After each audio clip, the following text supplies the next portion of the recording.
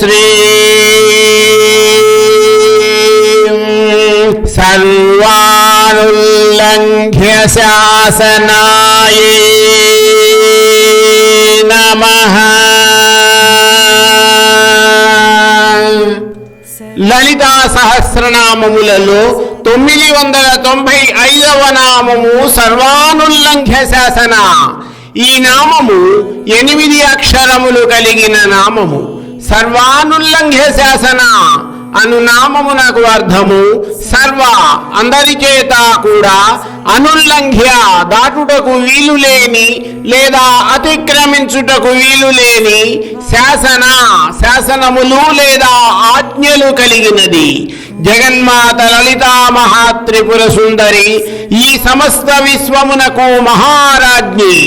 ఆ తల్లి ఆజ్ఞలను అతిక్రమించి ప్రవర్తించడము ఎవరికీ సాధ్యము కాదు. జగన్మాత యొక్క ఆజ్ఞలను అతిక్రమించడానికి త్రిమూర్తులు, సృష్టి స్థితి లయకర్తలైన బ్రహ్మ విష్ణు మహేశ్వరులకే సాధ్యము కాదంటే ఇక మానవులమైన మనమెంత? ఈ విషయమునే తైత్తిరీయ ఉపనిషత్తు ఈ విధముగా వివరించింది. భీషాస్మాద్వాతః పవతే భీషోదేతి సూర్యః భీషాస్మాద్ అగ్నిశ్చ ఇంద్రశ్చ మృత్యుర్ధావతి పంచమైతి. అనగా జగన్మాత తనకు నిర్దేశించిన గాలి వీచడము అనే విధిని నెరవేర్చకపోతే ఎక్కడ ఆ తల్లి ఆగ్రహిస్తుందో అని వాయుదేవుడు, జ్వలించే విధిని నెరవేర్చాలని అగ్నిదేవుడు, ప్రకాశించాలనే ఆ తల్లి ఆజ్ఞలను అనుసరించే సూర్యదేవుడు, దేవతలకు రాజైన ఇంద్రదేవుడు తమ తమ విధులను క్రమబద్ధముగా నిర్వహిస్తుంటే ఆఖరుకు మృత్యుదేవత అయిన యమధర్మరాజు కూడా జగన్మాతకు భయపడే తన విధులను సక్రమముగా నిర్వహిస్తున్నాడు.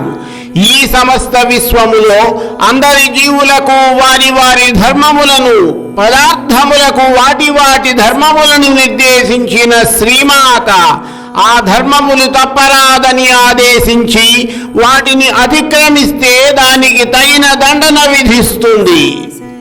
జగన్మాత నిర్దేశించిన ధర్మములు, ఆజ్ఞలు అందరికీ నచ్చచ్చు, నచ్చకపోవచ్చు. ఆమె నియంతయే.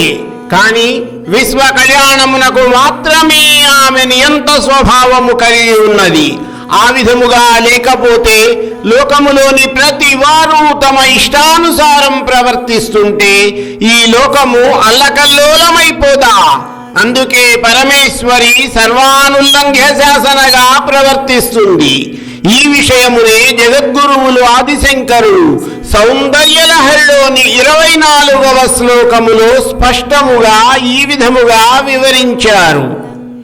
జగత్సూతే ధాత హరిరవతి రుద్రః క్షపయతే తిరస్కుర్వన్నే తత్స్వమపి వపురీశ స్థిరయతి సదా పూర్వః సర్వం తదిదమనుగృహ్ణాతి చ శివస్తవాజ్ఞామాలంబ్య క్షణచలితయోర్భూలతికయోః.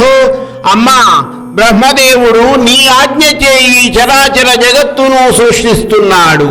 శ్రీ మహావిష్ణువు నీ ఆజ్ఞలకు లోబడే సమస్త విశ్వమునకు స్థితికర్తగా పోషించి రక్షిస్తున్నాడు. రుద్రుడు ప్రళయకాలంలో నీ ఆజ్ఞానుసారమే సకల జగత్తులను తనలో లయము చేసుకుంటుంటే సదాశివుడు ఈ జగత్తును తనలో బీజరూపముగా నిక్షిప్తము చేసి సృష్టి ప్రారంభ కాలములో తిరిగి విడుదల చేస్తున్నాడు. ఈ కార్యములన్నీ కూడా తనకనుసన్యలతోనే నడిపిస్తున్నది కాబట్టి వసిన్యాది వాగ్దేవతలు పరమేశ్వరిని సర్వానుల్లంఘ్య శాసన అనే నామముతో కీర్తించారు. ఈ విషయమునే గీతాచార్యుడైన శ్రీకృష్ణ పరమాత్మ భగవద్గీతలోని 7వ అధ్యాయమైన జ్ఞాన విజ్ఞాన యోగములోని 14వ శ్లోకములో ఈ విధముగా వివరించారు. దైవీ శేషా గుణమయీ మమ మాయా దురత్యయా మామేవ యే ప్రపద్యంతే మాయామేతాం తరంతి తే. నా మాయ త్రిగుణాత్మకమైనది, అలౌకికమైనది. ఇది అధిగమించుటకు సాధ్యము కానిది. కానీ నిరంతరము నన్ను భజించువారు ఈ మాయను అధిగమించి నన్ను చేరగలరు. పరబ్రహ్మ స్వరూపము యొక్క అతిక్రమించలేని తత్వమును భాగవతములో పోతన గారు గజేంద్ర మోక్షంలో ఎంత చక్కగా వివరించారో చూడండి. ఎవని చేజనించు జగమెవని లోపలందు లీనమై ఎవని యందుడిందు పరమేశ్వరుడెవ్వడు మూల కారణండెవ్వడు అనాది మధ్యలయుడెవ్వడు సర్వము తానయైన వాడెవ్వడు వాని ఆత్మభౌనీశ్వరునే శరణంబు వేడెదన్. ఈ సమస్త విశ్వము ఎవరి వలన ఉద్భవించిందో, ఎవ్వని యందు లీనమై ఉంటుందో, ఎవ్వని యందు లయిస్తుందో, సర్వము తానే అయి ఉన్నవాడెవడో అట్టి పరమేశ్వరుని శరణు కోరుతున్నాను. ఇదే సర్వానుల్లంఘ్య శాసన అని కీర్తించబడిన పరమేశ్వరి లలితాంబిక తత్వము. ఈ విధముగా తన ఆజ్ఞలను వేదవాక్యములుగా నిక్షిప్తము చేసి వాటిని అందరూ అతిక్రమించకుండా పాటించి తీరవలసినదేనని నిర్దేశించిన పరమేశ్వరి లలితాంబిక యొక్క ఆదేశమును మనము కూడా అత్యంత భక్తితో శిరసా వహించి ఆ తల్లి అనుగ్రహమును పొందుదాము.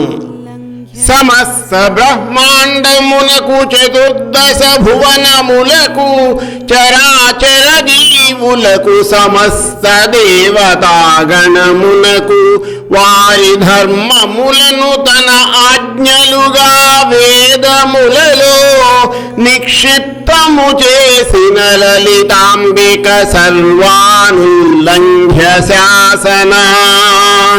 వాయుదేవుడు వీచిన, అగ్నిదేవుడు జ్వలించిన, వరుణుడు వర్షించిన, మృత్యుదేవతయముడు తన విధులను సక్రమముగా నిర్వర్తించినా కూడా అవన్నీ కూడా పరమేశ్వరి కనుల సంజ్ఞలతోనే కదా. అమ్మా నీ ఆజ్ఞలననుసరించే సృష్టికర్తయైన బ్రహ్మదేవుడు సమస్త విశ్వమును సృజిస్తుంటే స్థితికారుడైన మహావిష్ణువు లోకములను పాలిస్తూ రుద్రుడు లోకములను లయము చేయుచున్నాడు. ఈ సమస్త లోకములను సృష్టించి ఆ విశ్వమును సక్రమముగా నడుపుటకు సమస్త దేవతాగణమును లోకపాలకులను సృష్టించి నియమించి వారి వారి విధులను నిర్దేశించి ఆ విధులను ఎవరూ కూడా అతిక్రమించరాదని శాసించి నడుపుతున్న జగన్మాత లలితా మహాత్రిపుర సుందరిని మనమందరము అనునిత్యము శ్రద్ధాభక్తులతో సర్వానుల్లంఘ్య శాసన అనే నామముతో స్మరిస్తూ ఆ తల్లి యొక్క అపారమైన కరుణా కటాక్షములకు పాత్రులము కావాలని మనసారా ప్రార్థిస్తూ శ్రీమాత చరణం శరణం మమ.